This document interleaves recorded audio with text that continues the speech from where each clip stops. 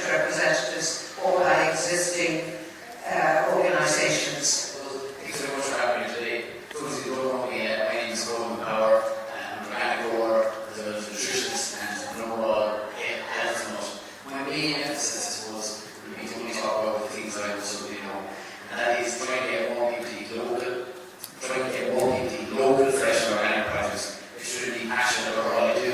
I don't know, at 6 o'clock in the morning, but between 9:30 and 10, I live that lifestyle, and get outside as much as I possibly can, and to be as healthy as you would like to be. It all starts with food. This food is best. The thing is, we're actually not eating food. We're eating processed, actual mush. It's giving us no nutritional value. No wonder people are sick. No wonder people are certainly dead sicker, and cancer is mostly in abundance. Every mineral comes from the soil. And what's over in the soil? Every different fruit and vegetable. So the more people start to eat real food, you actually become real healthy. And yeah, I suppose thanks very much for this opportunity today. Thank you very much.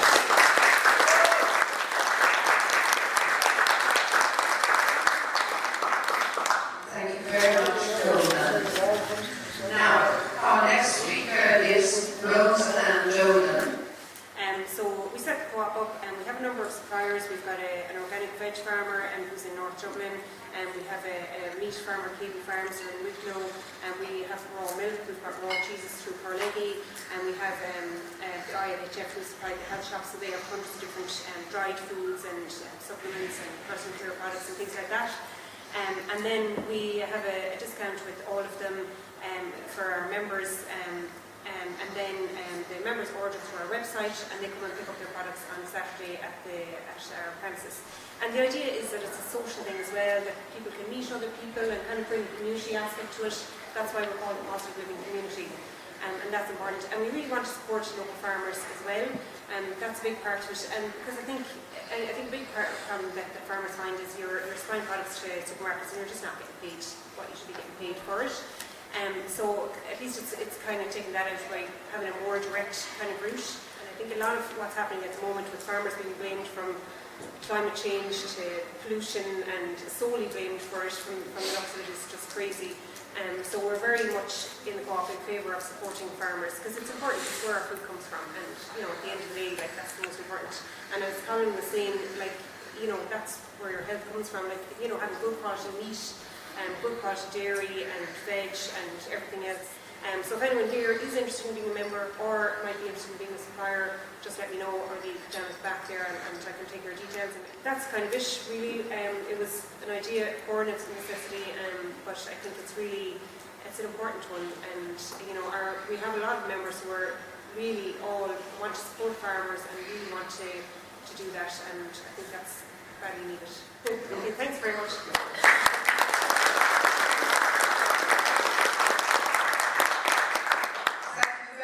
Roseanne. Dan Curley is speaking on behalf of the National Association of Regional Game Councils. I'm Vice Chairman of the NARGC, which stands for the National Association of Regional Game Councils, which is basically gun clubs, hunt clubs around the country, plus a few other clubs, labour clubs, and I think we have an archery club or two as well. But it's basically outdoor sports, outdoor recreational sports. We have 26,000 members in Ireland here, and we would be affiliated to Face Ireland as well, which is a larger body with 14 other associations involved. So Face Ireland would have about 40,000 members altogether, so we're quite a large body. And as the speaker alluded to, we are affiliated to Face Europe, which has 7 million hunters across Europe. Basically every country in Europe, I think, is affiliated to Face Europe or damn Europe, and a few more as well, in addition to the European Union. So that's kind of who we are and what we are around the country. So we would be very similar to the GAA in that we have county bodies in every county, and then we have our clubs. So it's a tier. The ARC is the top tier, the national body, the county bodies, and then the clubs. So our sport is being regulated out of business, basically. Just for myself to go out shooting a small game, pheasant or duck or whatever, I probably have to comply with something like 20 different laws. So I suppose my message to you is, the whole rural Ireland needs to wake up. We all need to work together. The rural people are fed up with this, but they need advice. And I think we can get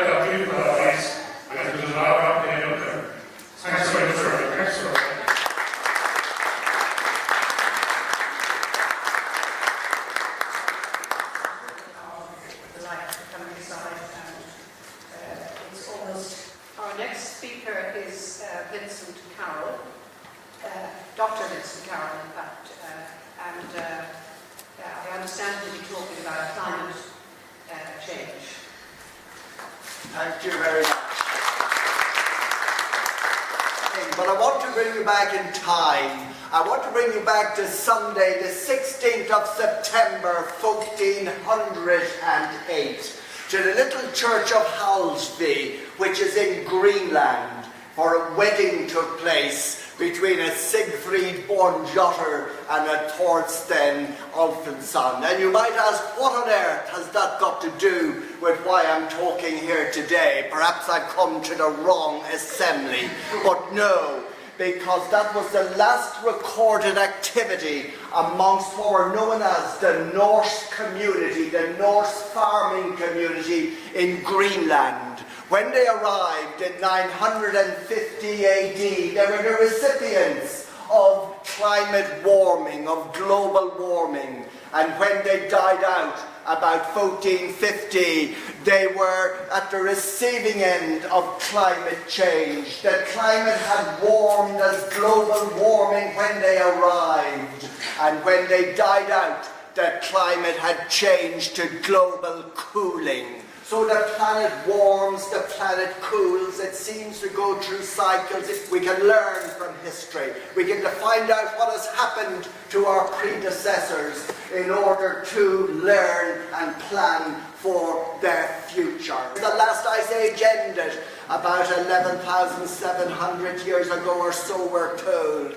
And the Paris Protocols on Climate Change are an internationalist globalist agreement that was signed off upon, and I certainly wasn't consulted on it, and I'm sure none of you were consulted on it, and yet it can have a devastating effect on those involved in farming, those involved in transport, those involved in going from A to B, minding your own business, doing your own thing.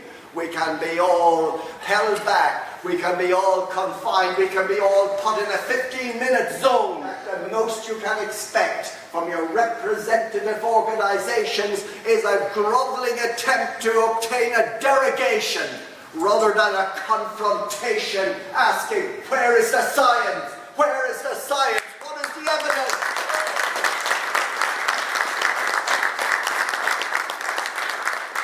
Let's go back to the historical record as a whole, and you get a time frame. And when you have a time frame, you can make sense. Without a time frame, you've no comparisons, and you cannot make sense. I am comparing today with the Ice Age, with the medieval warming period, with the mini Ice Age that only ended in 1850. They need to be called to account. They need to be asked, where is the science? The World Health Organization, that I'm very familiar with, are getting new powers, or they hope to achieve new powers, called the Pandemic Treaty. But the point is, part of that power is to allow them to define what a pandemic is. A pandemic may not just be COVID or the flu or whatever. A pandemic can be a pandemic of overpopulation.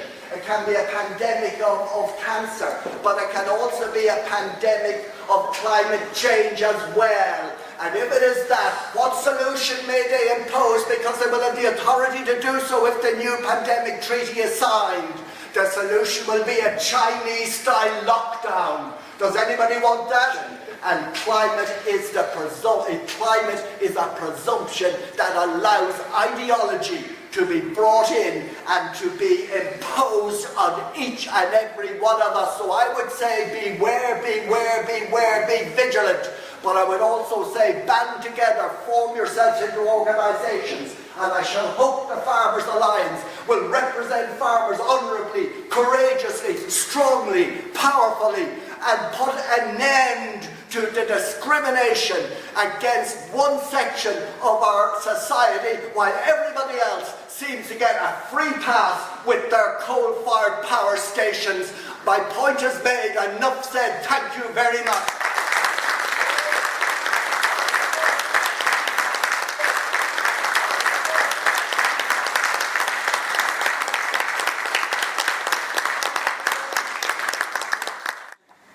The whole Western world, of course, is the victim of this false ideology based on bogus science.